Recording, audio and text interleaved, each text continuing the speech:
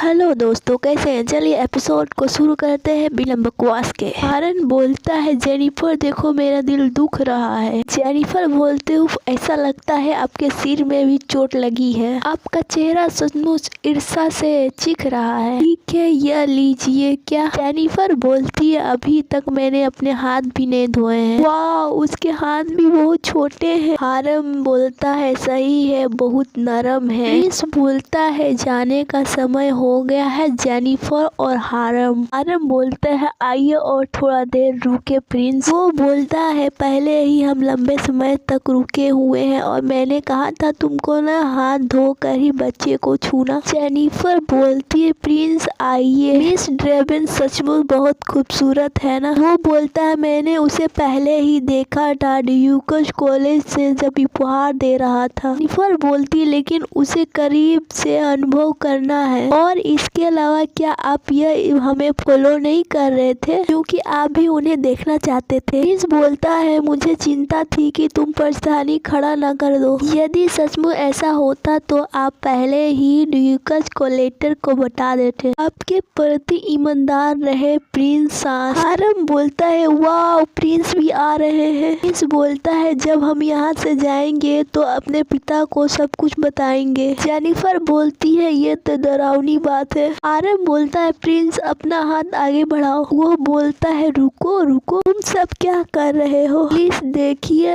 ये बोलता है, बंद करो। प्रिंस बोलता है, सचमुच वो सुंदर है, उसके हाथ सचमुच मुलायम है जैसा आपने कहा। जेनिफर बोलते, ईमानदार से बोलूं तो ड्राइवर आने का कोई इरादा नहीं था क्योंकि यह दूर था, लेकिन अब जब मैंने उसे देख लिया है तो मुझे खुशी है कि मैं आई। हारम बोलता है, मैं भी, यह पूरी तरह इसके लायक है। बच्ची बोलती है, वैसे मुझे भूख लगी है और अगर ये बच्चे नहीं होते तो अभी तक मैं रो चुकी होती, नहीं तो मैं किसी को फोन कर ले, लेकिन अगर ऐसा हुआ तो वो घबरा जाएंगे, है ना? क्या करें? शायद अगर मैं सोने का नाटक करूं तो वो चुपचाप बाहर निकल जाएंगे। जेनिफर बोलती है, वाह, उसने जमाई ली। प्रिंस बोलता है, ऐसा लगता है कि वो फिर से सोने जा रही है। लेडीज आइरिस बोलती है, क्या यंग लेडी आप अभी तक सो रही हैं? फिर वो बच्चों लोग को देखती है, दोनों चौंक जाता है। और क्या प्रिंस और प्रिंसेस यहाँ पर आ गए? प्रिंस और प्रिंसेस आप सब यहाँ कैसे आए? घबराते हुए बोलता, हाँ, हम सच सो आओ। प्रिंस बोलता है, मुझे बताने का इजाजत दीजिए। रुकिए, क्या हुआ? सबसे पहले मेरा नाम। नहीं रुको, क्या बच्ची रो रही है? जेनिफर बोलती है, मत रो राजकुमारी, और वो असहज कर रही है। हारन बोलता है, हमें क्या करना चाहिए? प्रिंस बोलता है, कुछ समय वो ठीक थी। आइरिस बोलती है, यंग लेडी भूखी लग रही है। प्रिंस और प्रिंसेस राजकुमारी ड्रेवन को खाना चाहिए। जेनिफर हारम का मुंह बंद करते हुए बोलती है, तो फिर भी हम समझ गए, अब हम चलेंगे। हारम बोलता है, मैं अभी बच्चे के साथ खेलना चाहता हूँ। जेनिफर बोलती है, चुप रहो बेवकूफ आदमी। हमारी यंग लेडी, ऐसा लगता है कि अब आपके बड़े भाई बहन। हाँ हाँ, मैं तुम्हें दूध दूंगा। वैसे हमें इन छोटे मेहमानों के साथ क्या करना चाहिए? जेनिफर माफी मांगते हुए बोलती है, मैंने शिष्टाचार का उल्लेख किया। हारम भी बोलता है, मुझे खेद है, मैं भी क्षमा मांगता हूँ। प्रिंस बोलता है, मुझे इस बात पर बुरा लग रहा है। उसके फादर बोलते हैं, हाँ। हारम का फादर बोलते हैं, मुझे माफ करें। और जेनिफर के फादर बोलते हैं, मुझे भी माफ करें, ऐसा फिर दोबारा नहीं होगा क्योंकि हमने आपकी प्यारी बच्ची को नाराज किया। यदि आप चाहते हैं तो मैं माफी मांगने का पालन करूंगा। बच्ची हंसते हुए बोलती है, क्या? के फादर बोलते हैं, लॉर्ड में जो भी हुआ मुझे सुनकर उसकी भावनाएं काफी जटिल हो गई, और बेशक मैं समझता हूँ राजकुमार और राजकुमार अभी बच्चे हैं तो गलतियाँ कर सकते हैं, लेकिन मेरा मानना है कि आप यह भी जानते हैं कि वह आस्था कोई पूर्ण बहाना नहीं है। जेनिफर का फादर बोलता है, आपके शब्द सही नहीं है, मैं जिम्मेदारी लूंगा। हारम का फादर बोलता है लेडी ड्रेवन में भी। के फादर बोलते हैं शुक्र है कुछ नहीं हुआ, लेकिन यदि कोई गलती हुई होती तो बड़ी समस्या होती। अगर एलिसा को कुछ हो जाता तो क्या होता। हालांकि पहुंच को उचित रूप से प्रभावित न करने के लिए ड्रेवन की जिम्मेदारी को देता हूँ। हमें यह भी विचार करना चाहिए कि राजकुमार और राजकुमारी को अनुग्रह कोई बुरा व्यवहार नहीं था। मैडम एरिस के अनुसार आपके चेहरे एक साथ खुशी से खिल रहे थे। बच्ची बोलती है उस भाव को देखो, क्या वो कहना चाहता है कि उन्होंने अच्छा खेल नहीं दिखाया। इसके अलावा ऐसे महत्वपूर्ण अवसर या कर दुर्लभ पाने का दौरान नहीं करना चाहिए। उसके फादर बोलते हैं आज की घटना को आपसी गलती माना जाए और संविधान किया जाए। यह डार्विन का अधिकार रूप है। मैं आपके उदार विचार की सावधाना की जाए। बोलती है मास्टर आज का कार्यक्रम शुरू किया जाए। इसमें ज्यादा समय लग गया, सभी को प्रयोग हॉल में जाना चाहिए। फिर हमें रात का सीन दिखाया जाता है। हारम बोलता है आज बहुत सारे सितारे हैं आसमान में। जेनिफर बोलती है आप थोड़ा ठीक से व्यवहार करें। आयरिस बोलती है मुझे खुशी हुई देख कर कि छोटे बच्चे आनंद ले रहे हैं नायक को छोड़कर। रंगमैन बोलता है पार्टी शुरू होने वाली है, फिर सब लोग आसमान में ध्यान दे, फिर हम आसमान पथ शुरू करेंगे। फिर हारम आसमान में देखता है, बोलता है वाह जेनिफर यहाँ देखो। वो बोलती है मैं पहले ही देख रही हूँ बेवकूफ। आसमान में देखता है, बोलता वाह ये ड्रैगन है। जेनिफर बोलती है यह अवसर ही सुनहरा ड्रैगन होगा जो डार्विन का प्रतीक है। उसके फादर बोलते हैं। बच्ची बोलती है मुझे ठंड निगम से बहुत नफरत होती है, वो दूसरों के व्यक्ति की तरह दिखता है। बच्ची बोलती है ऐसा क्यों लगता है कि वो मुझसे प्यार करता है। मुझे लगता है कि ऐसा इसलिए है क्योंकि रात हो गई है, लेकिन मैं थोड़ा भावुक महसूस कर रही हूँ। आयरिस बोलती है मिस ये देखिए। बच्ची बोलती है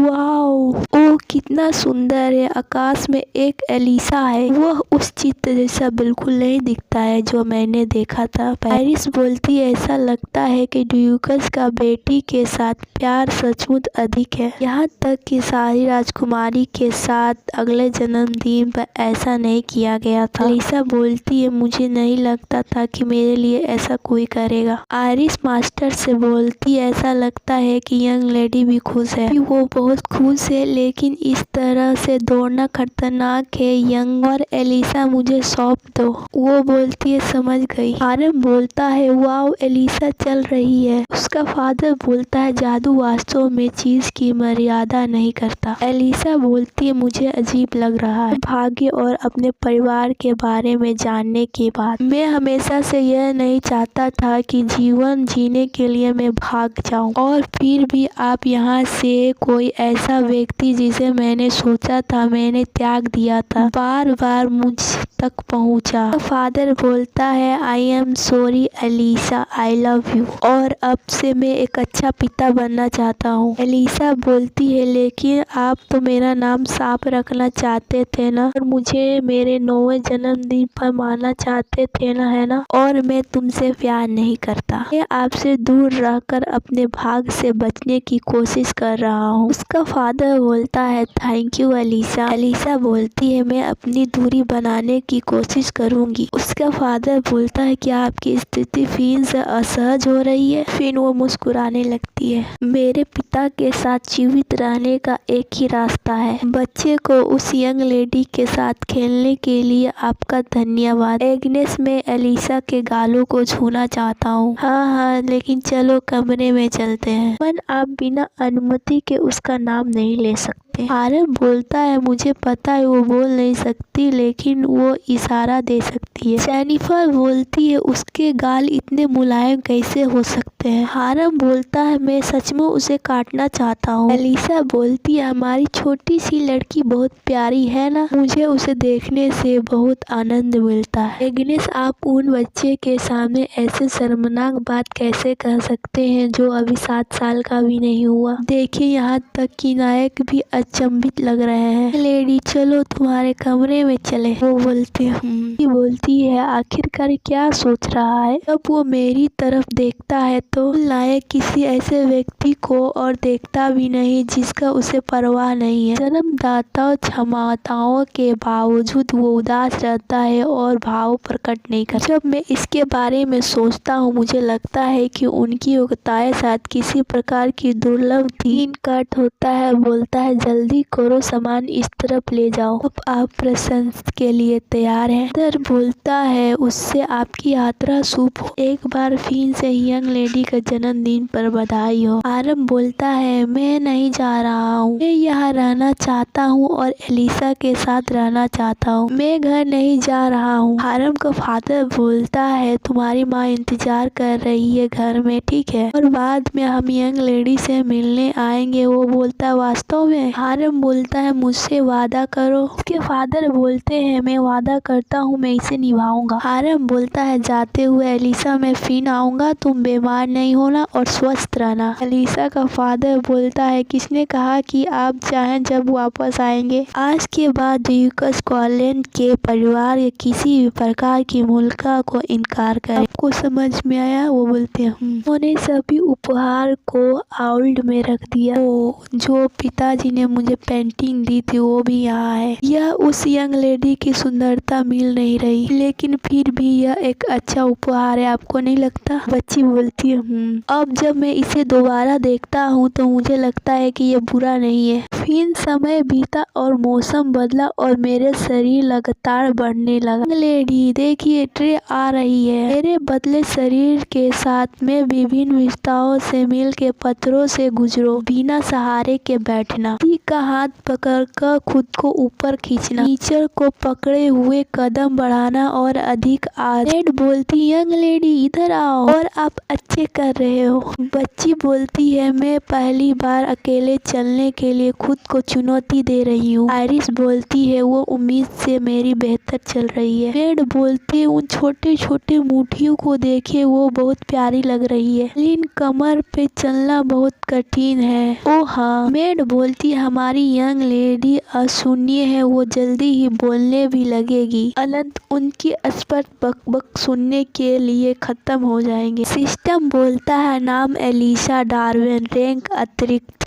लिंग महिला, आप 6 वर्ष और 9 महीने, भाग्य अपने हुए जन्मदिन पर अपने अंतिम पिता के द्वारा मार दिया जाएगी। मैं धीरे धीरे अपने विभाजित अतीतों को तेज कर रही हूँ और शुक्र है कि कोई भी संदेह नहीं है। एक डार्विन होने के नाते उन्हें शक्तियों विकास आदरण नहीं आया। जो भी मालूम हो यह मेरे पक्ष में काम कर सकता है। इस दर जन्मदिन के पहले जन्मदिन पर आसपास शब्द ही बोल पाऊंगी। यदि इस बात पर विचार करूं तो ड्रैगन वंश के प्रति विचार होता है। क्या मुझे भी कोई प्रतिभा हो सकती है? शायद मुझे भी पिता के तरह तलवारबाज का विभाजन मिला है, या शानदार जादूगर कौशल या शानदार प्रतिभा बुद्धिमानी। हालांकि जिस तरह से मैं इस शरीर में अब हूँ, जैसे प्रतिभाशाली सब बुद्धिमान पहले से ही हो, मेरी तरफ देखो। इस तरह के विचार मन में आ रहे। मुझे लगता है कि मैं बहुत आगे बढ़ जाऊंगी। शुरुआतों में मैं सोचता था कि मैं क्यों जिंदा हूँ। मेरे इतना बदल जाने का कारण शायद यही हो सकता है। आयरिस बोलती है तुम आ गए हो यंग लेडी, क्योंकि पिताजी मुझसे हर दिन मिलने आते हैं। हेलो गाइस, बस इतने ही चैप्टर थे, मैंने कंप्लीट कर दी और आगे रिलीज होगी तो मैं कंटिन्यू कर दूंगी। तो सायोनारा, अगली वीडियो में मिलते हैं। मैं एक न्यू मानो एक्सप्लेन करूंगी, आप बताइएगा कैसा है वो।